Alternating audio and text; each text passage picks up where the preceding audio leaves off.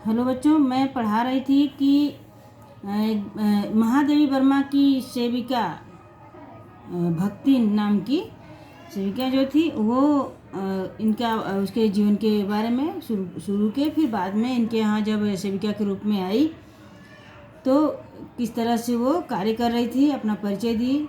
और उसका नाम महादेवी वर्मा जी ने खुद भक्ति नाम रखा, लक्ष्मी से बदल करके, और उसकी पसंद के अनुसार भी।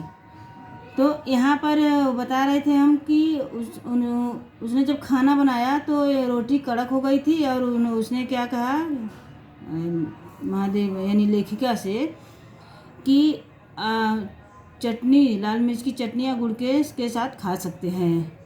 उस दिन लेखिका भक्तिन के सार गर्भित लेक्चर का प्रभाव में, यानी उसने ऐसा जो उदाहरण दिया तरीके से कि सब ऐसा खाते हैं और ये गलत नहीं है, ये खाना कोई गलत नहीं है, खा सकते हैं। तो उन्होंने भी खा लिया और बड़े खा कर प्रसन्न मन से यूनिवर्सिटी गई और वहाँ पहुँच कर के ये शहर और देहात के जीवन में जो अंतर होता है उस पर विचार करने लगी। लेखिका को गिरते हुए स्वास्थ्य के कारण और परिवारजनों की चिंता का निवारण करने के लिए अलग भोजन की व्यवस्था करनी पड़ती थी, किंतु भक्तिन के आ जाने पर लेखिका अपनी असुविधाएं छिपाने लगी। सुविधा की बातें कौन करे? दूसरों को अपने मन के अनुसार बनाना भक्तिन का स्वभाव है, किंतु अपने विषय में वह परिवर्तन के लिए कतई तैयार नहीं होती। लेखिका को स्वयं वह उनके ग्रामीण खाना, मसलन मकई का दलिया, मट्ठा, लौसी, बाजरे के पुए, ज्वार के भुने हुए भुट्टों की खिचड़ी बनाकर खिलाती है, किंतु स्वयं कुछ नहीं खाती। वह अंततः ग्रामीण वेशभूषा में ही रहती है। जी के स्थान पर अब भी वह आए ही बोलती है। उसने लेखिका को अनेक दंत कथाएँ कंठस्थ करवा दी, यानी अनेक बातें उनसे बात करके बातचीत के दौरान उन्होंने अनेक कथाएँ सुनाई। दंत कथा यानी जो लोगों के द्वारा कथा कही गई हो, दंत कथा यानी लोगों के द्वारा गढ़ी गई कहानियों को इसने सुनाया। भक्तिन अच्छी होने के बावजूद उसमें अनेक दुर्गुण है। अभी तक तो बच्चों ये इनका गुण वाला पक्ष था, अच्छाई का। अभी कुछ बुराइयां भी हैं इनमें, तो देखते हैं क्या है। वह यदि सत्य नहीं बोल सकती तो असत्य भी नहीं बोलती थी। कभी कभी वह लेखिका के इधर उधर पड़े पैसे रुपए भंडार घर की मटकी में डाल देती थी। उसके अंतर्हित होने का रहस्य भी वही जानती थी। वह इसे चोरी नहीं मानती थी। उसका कहना था कि यह घर उसका अपना है, पैसा रुपया पड़ा देखा तो संभाल कर रखना चोरी नहीं है। वह हर गुरुवार को अपने बाल अंगूठे के निशान की जगह हर गुरुवार को अपना बाल मुड़वाया करती थी। अपने विद्या के अभाव को और लेखिका की पढ़ाई लिखाई पर अभिमान करके भर लेती थी।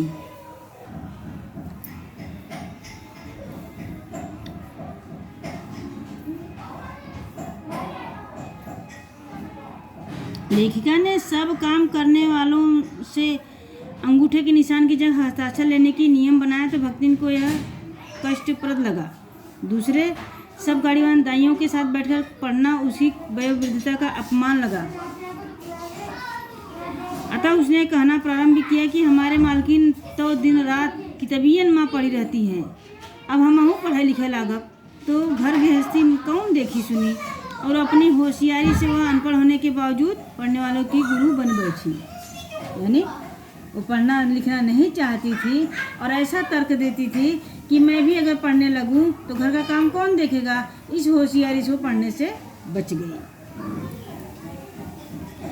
भक्तिन अपनी मालकिन को असाधारणता का दर्जा देती थी। असाधारणता यानी बहुत महानता, श्रेष्ठ का दर्जा देती थी, स्थान देती थी। उत्तर पुस्तिका के निरीक्षण कार्य में जब किसी के ने योगदान न दिया तो वह सबसे कहने लगी कि मालकिन जैसा कोई कार्य नहीं कर सकता। भक्तिन स्वयं लेखिका की कई तरह से सहायता करती थी। उसका कार्य करना अन्य व्यक्तियों से अलग करता था। लेखिका के किसी पुस्तक के प्रकाशन पर उसे बड़ी प्रसन्नता होती थी। भक्तिन में गजब का सेवा भाव था। वह हर प्रकार से लेखिका को सहायक बनना चाहती थी। छात्रावास की रोशनी बुझने पर वह लेखिका के परिवार के सदस्य आराम करने लगते, तभी वह लेखिका के साथ जागती रहती थी। भक्तिन लेखिका के उठने से पहले उठ जाती थी और लेखिका के सोने के बाद सोती थी। बदरी केदार के तंग पहाड़ी रास्तों पर वह लेखिका से आगे चलती थी, किंतु गांव की धूल भरी पगडंडी पर उनके पीछे चलती थी। लेखिका भक्तिन को साया के समान समझती थी। युद्ध जैसी भयावह स्थिति होने के बाद भी वह लेखिका के साथ ही रही। युद्ध में भारतीय सेना के पलायन के बाद वह अपनी मालकिन को अपने गांव ले जाना चाहती थी। वहां वह उनके लिए हर तरह का प्रबंध करने का आश्वासन देती थी। इसके लिए वह अपनी पूंजी को भी दांव पर लगा देना चाहती थी। लेखिका का मानना था कि उनके और भक्तिन के बीच स्वामी सेवक का संबंध नहीं था। वे इच्छा होने पर भी भक्तिन को हटा नहीं सकती थी और भक्तिन भी चले जाने का आदेश सुनकर हंसकर टाल देती थी। लेखिका भक्तिन को नौकर नहीं मानती थी। भक्तिन का स्वतंत्र व्यक्तित्व लेखिका के जीवन को घेरे हुए था। लेखिका के परिचितों और साहित्यिक बंधुओं से भक्तिन विशेष रूप से परिचित हैं। वह उनके प्रति भक्तिन के सम्मान की मात्रा मेरे सम्मान की मात्रा पर निर्भर है, ऐसा मानती थी। वह किसी को आकार प्रकार और वेशभूषा से स्मरण करती है तो किसी को नाम के अपभ्रंश द्वारा। कवि और कविता में उसका ज्ञान बढ़ा है पर आदर भाव नहीं है। भक्तिन को सबका दुख प्रभावित करता है। किसी छात्र को कारावास हो जाती तो इस समाचार को व्यथित हृदय से सबको सुनाकर परेशान करती। भक्तिन के संस्कार ऐसे हैं कि वह कारावास से वैसे ही डरती है जैसे यमलोक से। ऊंची दीवार देखते वह आंख मूंद कर बेहोश हो जाना चाहती है। उसकी कमजोरी के कारण लोग लेखिका के जेल जाने की संभावना बताकर उसे खूब चिढ़ाते हैं। लेखिका के जेल जाने पर खुद भी हट कर जेल साथ चलने का जिद करती। इसके लिए वह लाट तक लड़ने को तैयार थी। लेखिका सोचने लगती है कि जब ऊपर से बुलावा आएगा तब चिर विदा के अंतिम क्षणों में वह क्या करेगी और वे क्या कर पाएंगी। भक्तिन की कहानी अधूरी है। लेखिका उसे खोकर पूरी करना नहीं चाहती।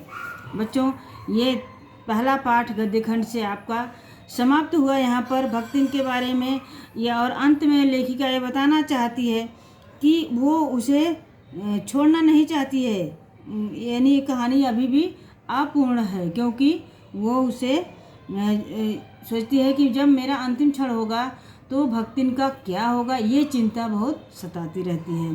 तो इस तरह से आपका ये पाठ पूरा हुआ।